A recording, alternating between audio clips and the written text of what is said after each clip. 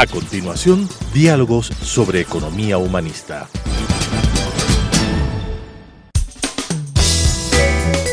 Clasificación A. Apto para todo público.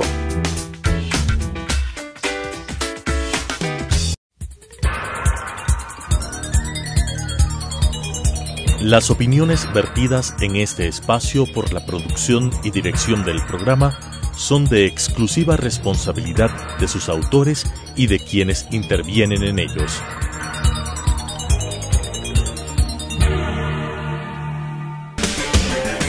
Telesucesos Canal 29 presenta Diálogos sobre economía humanista.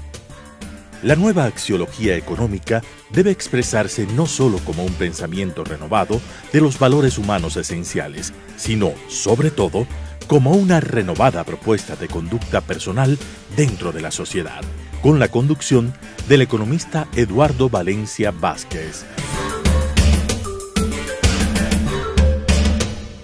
Un gusto, estimados amigas y amigos, estar con ustedes en esta ocasión muy especial. Tengo el enorme placer de presentarles a ustedes a una persona que desde hace muchos años viene trabajando en lo que es la comunicación política, en la asesoría política, en el mejor sentido del término de la palabra política, porque la palabra política lamentablemente en algunas acepciones y ejemplos no es muy bien vista. Él es un técnico, él es una persona estudiosa, él es una persona que está al tanto de los sucesos, sobre todo ya con la experiencia que tiene de muchos años, ha ido tomando una sensibilidad especial de comprender, interpretar y difundir lo que las familias, lo que ustedes piensan, ponerlo obviamente en la técnica de lo que son todo tipo de instrumentos para investigar, publicar y orientar a la opinión pública. Así que esto va dentro de la línea de economía humanista, que es lo que nos caracteriza a nosotros en este programa, porque humanismo es pensar en ustedes, pensar sus necesidades, sus aspiraciones, sus problemas, sus angustias, y por eso he tenido el acierto de invitar a Leonardo Lazo, que como digo es un experto, ha sido asesor en campañas, ha sido consultor de partidos políticos, ha estado siempre en lo que es los grandes intereses nacionales, y al decir los grandes intereses nacionales es que lo he hecho con objetividad, con honradez, y todo lo que he dicho ya es bastante como para que ustedes se sientan satisfechos de la presentación que le vamos a hacer. Como ustedes saben, yo pretendo intervenir lo menos que puedo para que mis invitados tengan todo el espacio posible para conversar, así que mi pregunta en términos generales, estimado Leonardo, es: ¿cómo ve la situación del país en términos de transición? Tuvimos 10 años de un oprobioso gobierno, hemos tenido un año de un espacio de libertad que evidentemente todos apreciamos, pero es tan bueno lo que pasa, hay un cambio tan radical, la transición esta, ¿cómo la ves? ¿Qué opinas? ¿Qué opina la gente?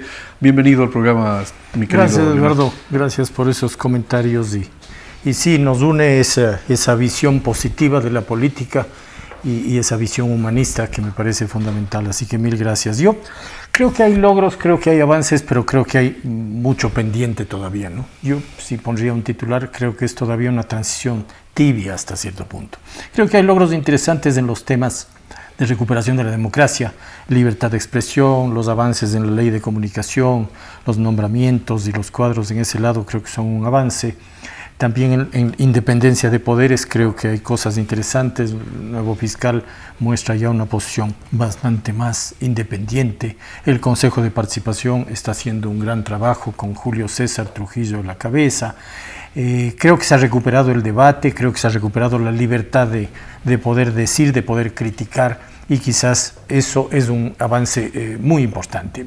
Creo que queda, y en eso queda mucho que hacer todavía en enrumbar el país, en enrumbar la economía, y también en que creo que el presidente, que creo que es un hombre bien intencionado, transparente y sea más abierto a mirar lo que está pasando en varios de los sectores y cuadros del gobierno. La gran presión de la gente es por principios, me parece, ¿no? Creo que ahí hay la gente busca, después de esos 10 años de autoritarismo de Correa, de una línea vertical, prepotente, busca ahora una transición que se oriente a partir de principios y valores, que haya transparencia en el manejo de lo público. La gente está cansada de ese despilfarro, de todo el asalto que hubo a lo público, y la gente necesita volver a creer, volver a tener esperanza en el futuro y en el país, y me parece que ahí todavía hay una cuenta pendiente, ¿no?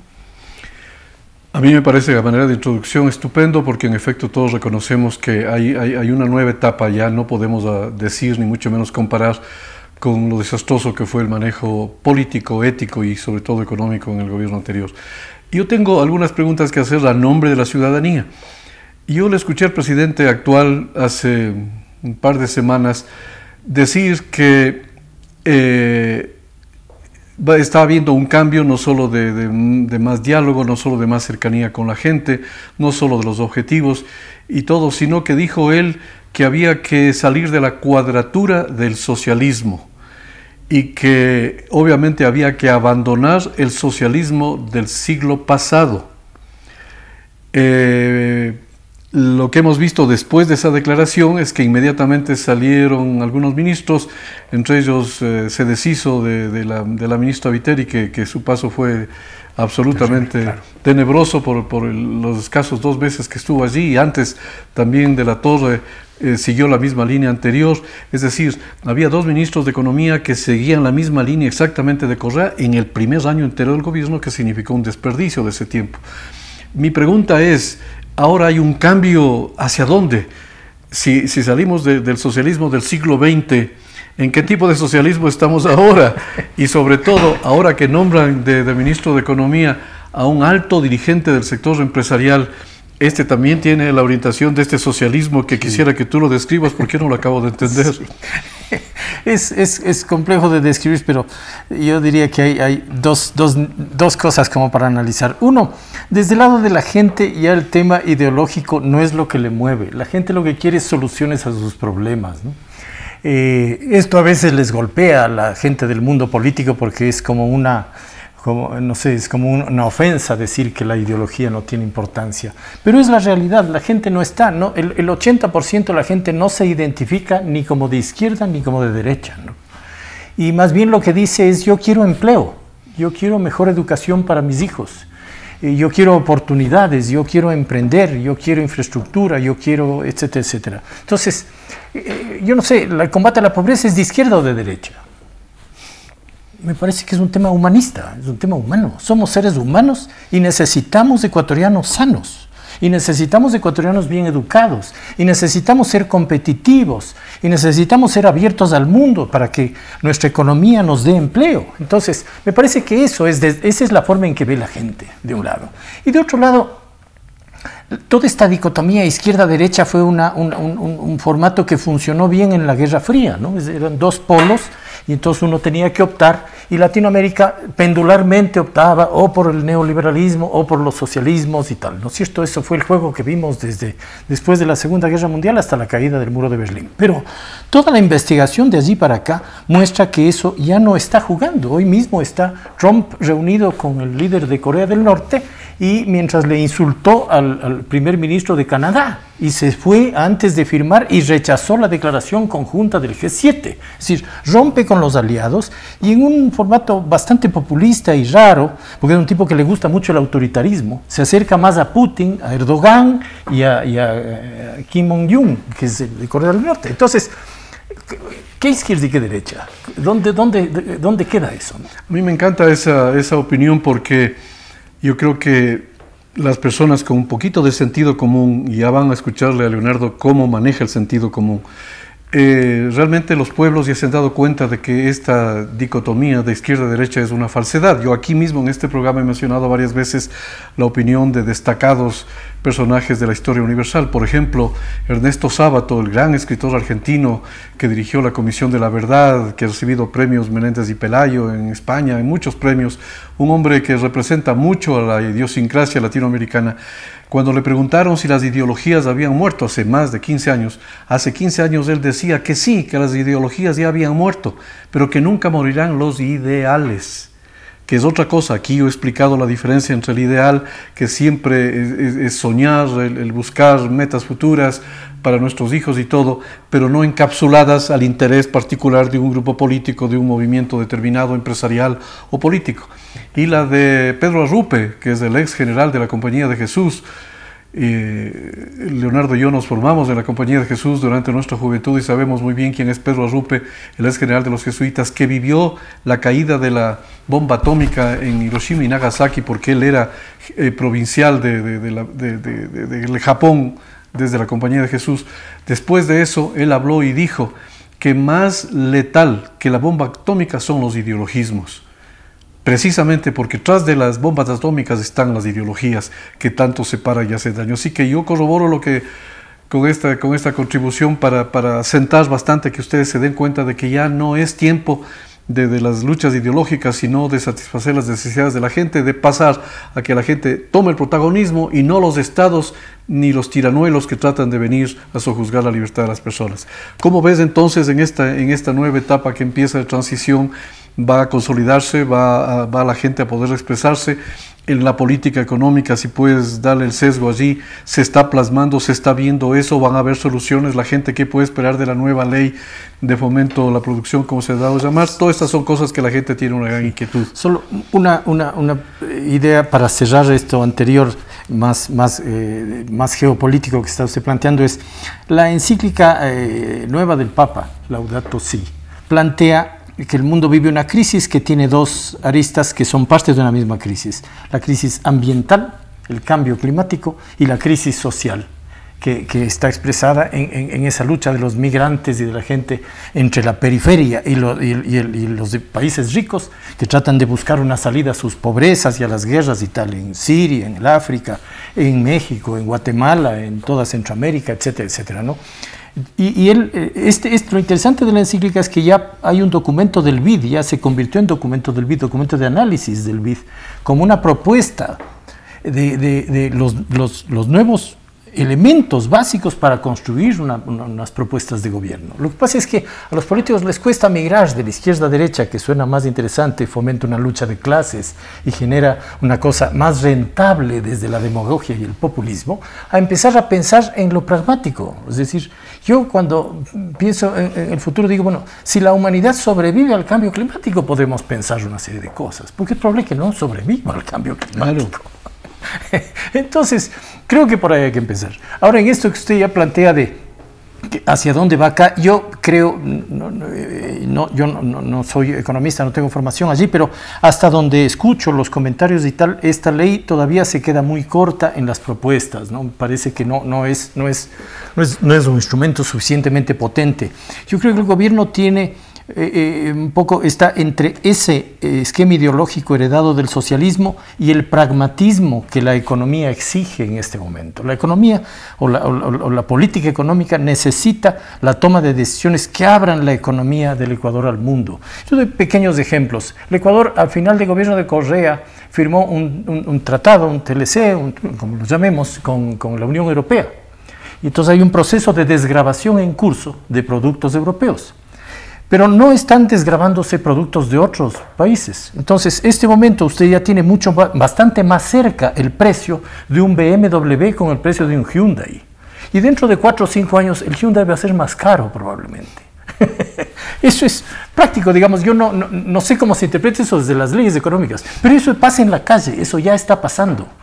Los Audi Q3 se están vendiendo muy bien, pues casi al mismo precio que un 4x4 japonés o coreano. Entonces, ¿cómo va a arreglar el gobierno esas distorsiones? Tenemos que tener una sola posición y una sola visión. O somos abiertos o somos cerrados. O somos socialistas y nos encerramos. Pero la realidad muestra que los países exitosos, Singapur, Corea del Sur, son países que se han abierto al mundo. Esto no quiere decir no proteger lo nacional, no proteger lo propio. Hay una serie de mecanismos que sin duda desde la economía se pueden desarrollar para proteger aquello que hay que proteger.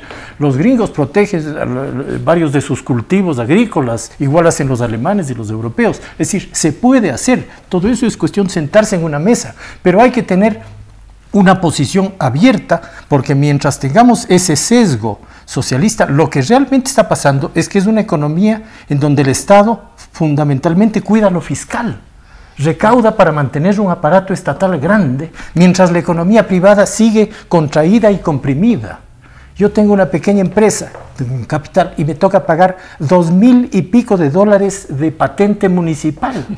Y el año pasado no facturé $1 porque la crisis hizo que no facture.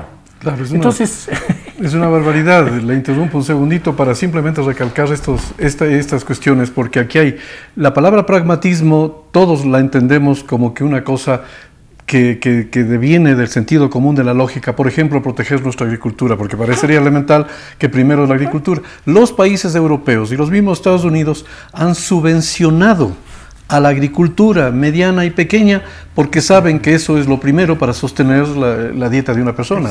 Y por tanto, nosotros que deberíamos haber empezado por ahí, no lo hacemos, pero en cambio damos subsidios a los sectores más altos de la población. En el gobierno de Correa, ya mal llamado socialista, y yo he dicho muchas veces, se entregó más de $40.000 millones de subsidio a las clases altas y solo 5.000 a las clases bajas, de una relación 8-1. Y ahora en la nueva ley llamada de fomento productivo, se siguen ampliando los subsidios a los ricos. Es que los ricos, o sea, ahora que ya no hay ideologías que se están muriendo, significa eso, que todo lo que es gran empresa pasa pragmáticamente a ser la que domine todo, y los grupos medianos y pequeños productores están o no protegidos en un gobierno como este. Exactamente. Es decir, así es. Y esas distorsiones se mantienen, ¿no? En esos subsidios que usted dice, el precio del gas en el Ecuador es una locura. Yo pago $2.50 por un cilindro de gas que en Colombia o Perú vale 15. Entonces, corríjanme, yo quiero pagar 15. Y a la señora Rosita déjenle en 2. Claro, es que es así. No hay problema.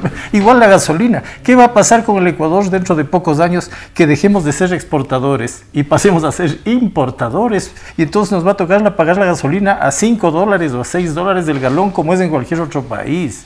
Entonces, si no corregimos esas distorsiones, primero no vamos a tener realmente dinero para salir de la crisis, renegociar las cosas, poder hacer obra. Hoy escuchaba una entrevista que hacían a alguien del Congope, en donde decía que la deuda del Estado con los consejos provinciales es una cosa de locos y que no tienen un centavo para nada. Entonces, si no se corrigen las cosas y no se pone en orden realmente, el Ecuador no va a salir.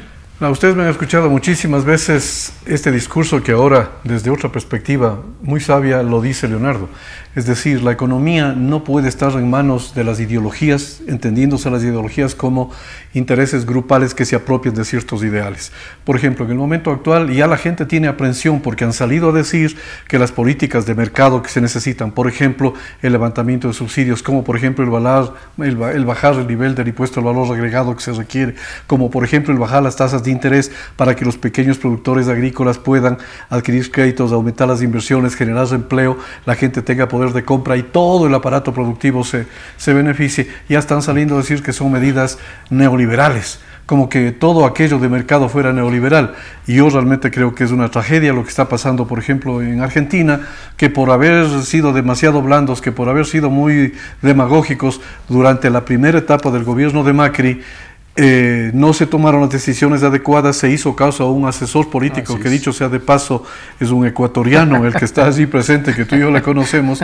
Ahora se ve el fracaso en los 2 primeros años de Macri, al punto que ahora sí han tenido, cuando la cosa es grave, recurrir al Fondo Monetario para encontrar recursos, porque de otra manera ya no tienen con qué comprar importaciones y dar de comer a la gente. El problema de los excesos, el problema de los dogmatismos, el problema de los excesos, ya sea de Correa, ya sea de la señora Kirchner, ya sea de Maduro, ya sea de nuestros cancilleres que apoyan a estos gobiernos genocidas.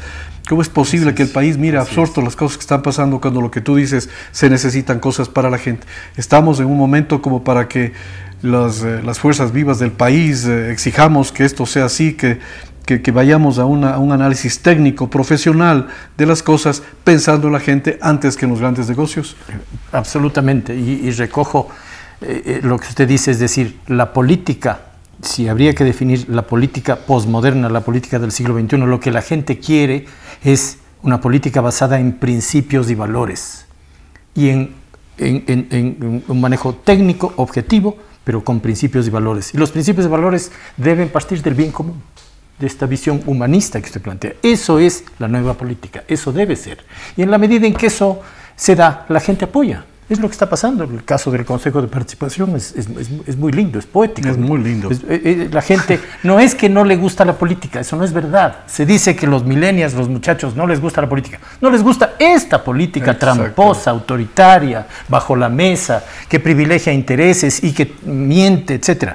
cuando la gente es auténtica y cuando la gente promueve principios y valores y toma sus decisiones. Porque la política es el arte de administrar intereses con principios de base. Si no tiene principios, es una simple administración de intereses contrapuestos y de buscar beneficios, de repartir beneficios. Los principios son los que deben regir la base del comportamiento político y de las políticas económicas de los países. Y eso sería el pragmatismo. El pragmatismo no es neoliberal. El pragmatismo es partir de la información objetiva, técnica y decir, esta decisión es la que más conviene a la mayoría de ecuatorianos. Punto.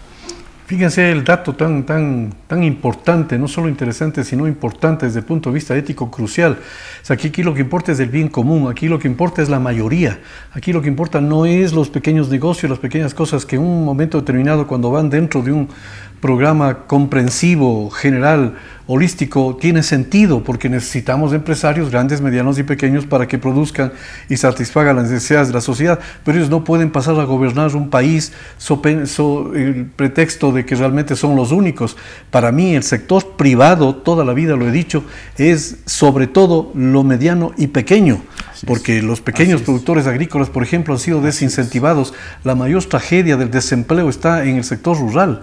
En el Ecuador no ha habido ministros en los últimos 10 años, no ha habido ministros de Agricultura, no ha habido gerentes del Banco Central, todavía no se han nombrado en 11 años. Es decir, que interpreten esto a la gente. Si es que las políticas fueran primero pensando en la gente, el presidente de la República debería decir, señores ministros, a ver qué me proponen para que la gente mejore en ese sentido. No es solamente el decir que uno es socialista o el decir que uno es neoliberal. Es igual que cuando uno va a un médico a que le operen del corazón, uno no le mira la ideología, si es que es socialista, si es que es liberal o demócrata cristiano, sino el médico que atiende humanamente con sus mejores técnicas para salvar la vida. Exactamente, claro. Es que quizás la peor herencia de ese modelo socialista es que revivió esa lucha de clases como principio. Entonces el empresario es ese malo explotador. Incluso Correa lo personificó en algunos casos, como el caso de Mauricio Pinto, quien se vio obligado a salir del país y vivir en otro lado, porque Correa lo tenía como ejemplo. Lo pusieron en algunos manuales educativos de las primarias de los colegios, pintando al empresario como el malo que persigue. Y en realidad, si es que uno tiene una visión humanista y de bien común, la relación del empresario y del trabajador es una relación armónica, de negociar cosas. Y lo que usted dice, hay que privilegiar sobre todo los pequeños y medianos negocios, las pymes famosas, porque allí es donde está la gran fortaleza, sobre todo en un país como el nuestro, ¿no es cierto?, que tiene una inmensa diversidad de posibilidades para crear pequeños negocios. Pero claro, hay que abrir el crédito, hay que darle a la gente espacios para construir mercados, hay que trabajar pensando en eso, en generar empleo desde esa lógica del bien común. La pregunta que le voy a hacer a Leonardo viene de las actuaciones de los políticos que defienden todavía a Correa y fundamentalmente de alguien que yo le tenía en otro concepto hace algunos años, que es Ricardo Patiño. Al ver que la Fiscalía y que los jueces han pedido de autorización para incorporarle al juicio de un crimen de Estado, que es lo que se hizo con el ex asambleísta Fernando Balda, y luego de que Correa dijera en un Twitter que realmente es escandaloso, que no hay Estado de Derecho, Ricardo Patiño salió a decir una cosa que a mí me dejó estupefacto. Quisiera que opines tú en nombre de la sociedad. ¿Qué opinará la sociedad de la declaración de Ricardo Patiño, que dijo que no podrán contra el expresidente Correa, porque él ha sido el mejor presidente de la historia del Ecuador y que nadie podrá irse contra él porque él engendra los mejores valores de la sociedad ecuatoriana? ¿Tú crees, Leonardo, que la gente piensa realmente que Rafael Correa interpreta los mejores valores de la sociedad ecuatoriana? Claro, lo que es destacable de esta gente es la piel gruesa, ¿no? Esa capacidad de mentir con una solvencia tan impresionante, ¿no? Pero gracias a Dios, la gente, los seres humanos comunes nos movemos por el corazón, nos sale del alma el tener unos principios y la gente no come cuento al fin del día. Nos podemos equivocar y durante un tiempo como sociedad podemos creer y tener estas alucinaciones populistas, pero al final del día uno lleva los principios dentro y se da cuenta cuando le engañan, y creo que eso ahora queda absolutamente claro para la gente. Qué pena, el tiempo se terminó.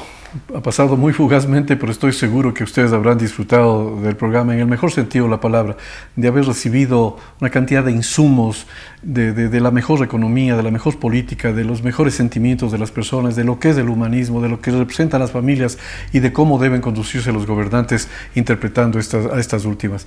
Así que aprecio enormemente tus comentarios, Leonardo, te agradezco mucho por estar en el programa. Gracias por la invitación. Espero que en un cercano futuro sigamos permanentemente invitándote, porque el campo de la economía a veces es un poco esotérico, pedante y a ratos incomprensible. Cuando vienen personas como Leonardo que nos aterrizan en estas verdades, en estos signos de los nuevos tiempos, yo creo que todos disfrutamos. Así que muchísimas gracias por estar con nosotros. A usted, Eduardo, y a la orden siempre.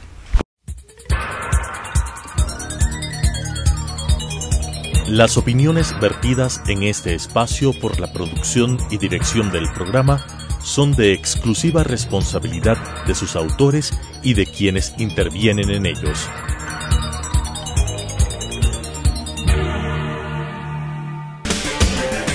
Telesucesos Canal 29 presentó Diálogos sobre Economía Humanista. La nueva axiología económica debe expresarse no solo como un pensamiento renovado de los valores humanos esenciales, sino, sobre todo, como una renovada propuesta de conducta personal dentro de la sociedad, con la conducción del economista Eduardo Valencia Vázquez.